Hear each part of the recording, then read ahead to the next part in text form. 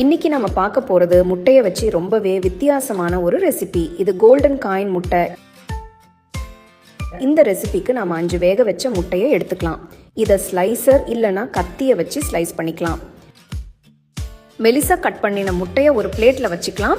இப்போ முட்டையோட 2 பக்கமும் சோள மாவு தூவி மஞ்சள் கரு உடையாம கோட் பண்ணுங்க. ஒரு பேன்ல கொஞ்சமா எண்ணெய் ஊத்தி முட்டையை ஒண்ணா உடையாம 2 பக்கமும் பொன்னிறமா ஃப்ரை பண்ணிக்கலாம். இப்போ கடாயில எண்ணெய் ஊத்தி பொடிசா நறுக்கின பூண்டு, இஞ்சி, 2 பச்சை மிளகாய், ஒரு வெங்காயத்தை சேர்த்து வதக்கிக்கலாம். இது கூட தேவையான அளவு உப்பு, மிளகுத்தூள், மிளகாய்த்தூள் சேர்த்து வதக்கலாம்.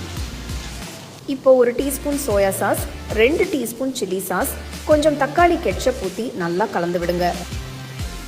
இது கூட கொஞ்சமா நறுக்கின வெங்காயத்தாலையும் சேர்த்து ஃப்ரை பண்ணின முட்டை உடையாம கலந்துக்கலாம். மேலே கொஞ்சம் நறுக்கின வெங்காயத்தால சேர்க்கலாம். பார்க்கும்போது கோல்டன் காயின் மாதிரி இருக்கும். இந்த ரெசிபி சாப்பிட்றதுக்கு ரொம்ப சூப்பரா சுவையா இருக்கும்.